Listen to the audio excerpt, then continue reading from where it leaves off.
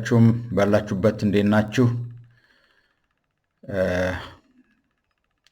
ቻናሉን ለማስተዋወቅ እመጣለሁ ባልኩበት መሰረት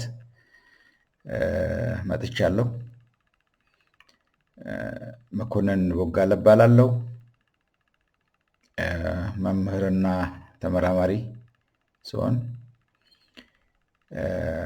በትምህርት ደረጃዬም የሶስተኛ ዲግሪ እና በተባባሪ ፕሮፌሰርነት እያገለገልኩ እገኛለሁ። ከስራ ልምድ አንጻር ላለፉት 20 ዓመታት በዋናነት በጅማ ዩኒቨርሲቲ እንዲሁም በሌሎች ዩኒቨርሲቲዎች በመንግስት ድርጅቶች፣ በግል ድርጅቶች በተለያየ አቅጣጫ ሳገለግል ቆይቻለሁ።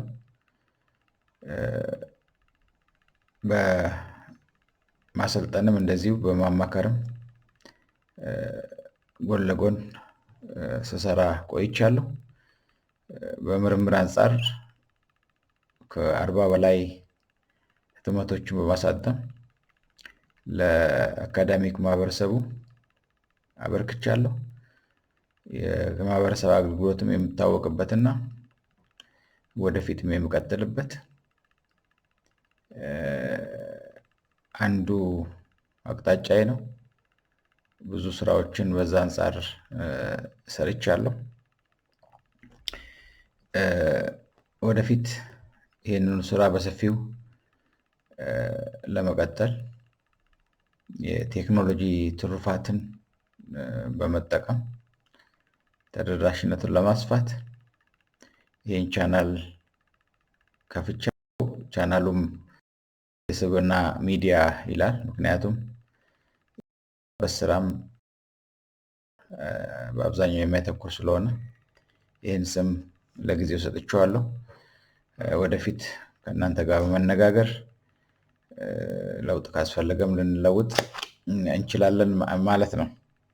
እንግዲህ እንደሚታወቀው ሀገር በስብዕና የተገነባ ትውልድ ትፈልጋለች። ስብዕና በአንድ ጀንበር የሚገነባ ነገር አይደለም። ብዙ ጊዜ የሚፈጅ የብዙ ሰዎች ርብርብ የሚጠይቅ ስራ ነው። እኔም እዛ ላይ በሰፊው ለመስራት ነው ያቀድኩት። ስብዕና ግንባታ የአንድን ሰው ባህሪ፣ አመለካከት፣ ድርጊት፣ ክህሎት፣ ማህበራዊ ግንኙነት በሂደት መለወጥና መገንባት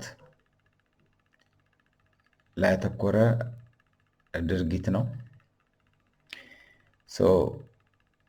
ይሄ ሚዲያም ከዚህ ጋር የተቆራኘ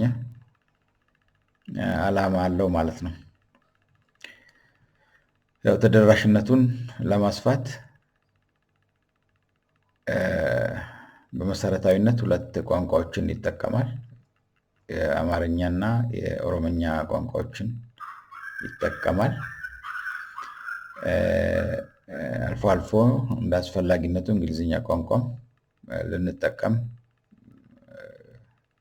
እንችላለን። እንግዲህ ሁሌ ብቻዬን አልለመጠው። ቅንነት ካላቸው፣ እውቀቱ ካላቸው፣ ክህሎቱ ካላቸው፣ ልምዱ ካላቸው ሰዎች ጋር ስራዎችን አብረን እንሰራለን። ስለዚህ በዚህ አይነት መልክም ለመምጣት አቅጃለሁ። ለመጀመሪያ ጊዜ በሳምንት አንድ ጊዜ ፕሮግራሞችን አዘጋጅተን ልንገናኝ እንችላለን። ከዛ በኋላ በሂደት ግንኙነታችንን እየጨመርን እንሄዳለን ማለት ነው። ይህንን በምንሰራበት ሰዓት የስራ ኤቲክስን ጠብቀን እንንቀሳቀሳለን። የስራ የአመራር ኤቲክስን በመከተል ሚዲያውን ይመራል። የግለሰቦች የቡድኖች ምንነትና ማንነት፣ የሀገር ክብር በተጠበቀ መልኩ እንመራዋለን። በዛ መልክ ይመራል ማለት ነው። እንግዲህ ይህን ስናደርግ ከእናንተ በኩልም ይሄ በጣም የተጠበቀ እና የማይታለፍ የማይጣስ ጉዳይ ይሆናል ማለት ነው።